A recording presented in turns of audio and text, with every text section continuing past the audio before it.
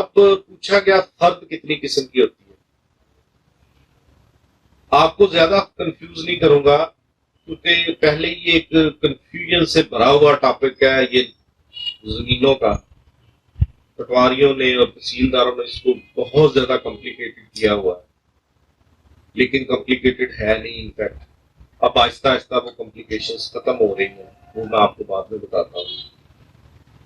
ایک ہوتی ہے فرد برائے ریکارڈ. مالک جاتا ہے کہتا ہے جناب رجسٹر حقداران سے مجھے میری ایک فرد برائے ریکارڈ جاری کرتی ہے اپنا سٹیٹس دیکھنے کے لیے کہ آیا میرا سٹیٹس اپ ٹو ڈیٹ ہے یا نہیں. ایک فرد ہوتی ہے فرد برائے بیع کہ مالک جاتا ہے کہ یہ زمین میں بیچنے لگا ہوں، بطور ملکیتی ثبوت مجھے فرد بیع چاہیے جو میں نے خریدار کو دینی ہے، اور یہ سب سے زیادہ ڈینجرس اور اہم ڈاکومنٹ فرد بیع. اس کے بارے میں بعد میں بتاؤں گا کہ اس کا پروسیس کیا ہوتا ہے. ایک فرد برائے ریکارڈ، ایک فرد برائے بیع، ایک فرد برائے ہبہ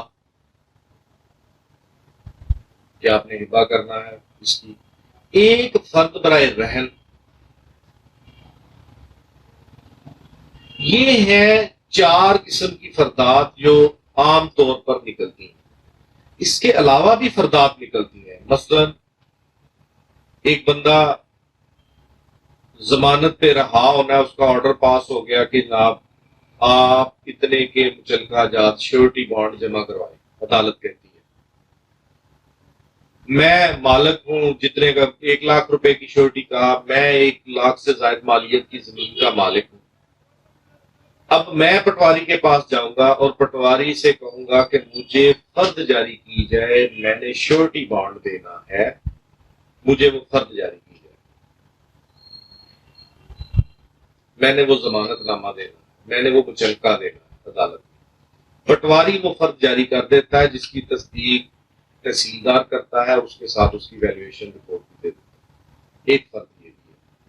اس کا میرا خیال ہے کہ بہت ہی کم تعداد ہے کہ یہ فرد چاہیے. مین جو میں نے آپ کو 4 بتا دی کہ فرد برائے ریکارڈ، فرد برائے بیع، فرد برائے ہبہ اور فرد برائے رہن، یہ 4 فردات مین ہیں جو کہ ہماری زندگی میں استعمال ہوتی ہیں. یہ ہے فردات کی قسم اور کس کس مقصد کے لیے یہ استعمال ہوتی ہیں. اب فرد برائے ریکارڈ صرف اپنے ریکارڈ کے لیے، ریکارڈ کو اپڈیٹ کریں. فرد برائے بیع بیچنے کے لیے. اب فرد برائے بیع پٹواری روٹین میں جاری نہیں کرتا، فرد برائے ریکارڈ وہ جاری کر سکتا ہے. اس کے لیے اس کو کیونکہ اس سے اونرشپ پہ کوئی فرق نہیں پڑتا. لیکن فرد برائے بیع جو ہے جب پٹواری جاری کرتا ہے تو وہ اس کا اندراج اپنے آلموسٹ تمام رجسٹروں میں کرتا ہے.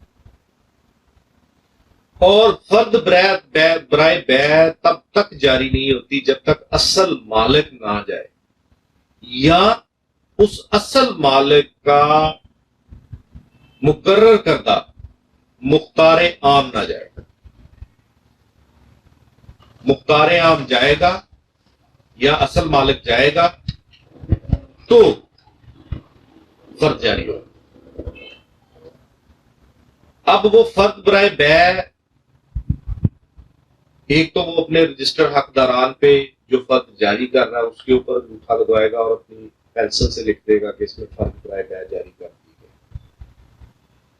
فرد پٹوار میں لکھے گا، پھر اس کا پروسیس کمپلیٹ کر کے وہ تحصیلدار کے پاس جائے گا، وہاں پہ فرد سرکار پہ لکھا جائے گا.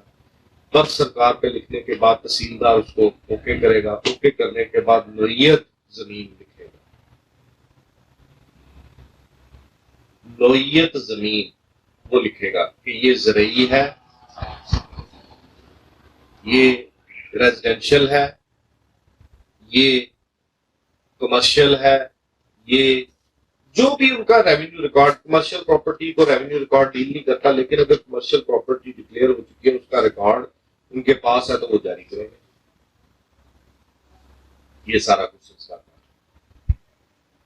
اب فرد برائے بے جب جاری ہو جاتی ہے تو پھر اس کا کھاتا فریز ہو جاتا ہے،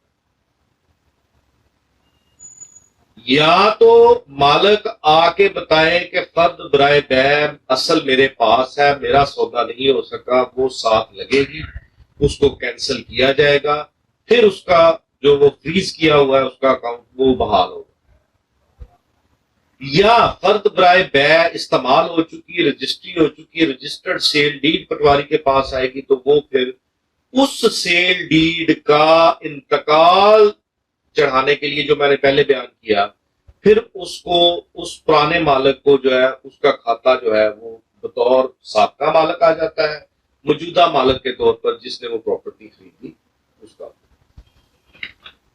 اب فرد برائے ہبہ، اس کا بھی یہی پروسیس ہے کہ یا مختار عام آئے گا یا اصل مالک آئے گا، آلموسٹ یہی پروسیجر ہے جو فرد پہ ہے۔ فرد برائے رہن، اس کا بھی یہی طریقہ تھا۔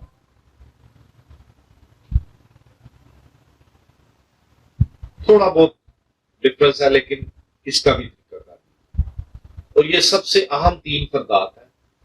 یہ جاری ہونے کے بعد اگلا ایکشن ہونے تک ان کا اکاؤنٹ فریز رہتا ہے، نہ اس کھاتے کی فرد برائے بے نکلے گی، نہ اس کھاتے کی فرد برائے ہبہ نکلے گی، نہ اس کھاتے کی فرد برائے رہن نکلے گی، وہ اس کا اونرشپ کا کھاتا فریز ہو جائے جب تک وہ جاری شدہ فرد کا کوئی ریزلٹ پٹواری کے پاس نہیں آتا، either in shape of cancellation یا اس کے عمل درآمد۔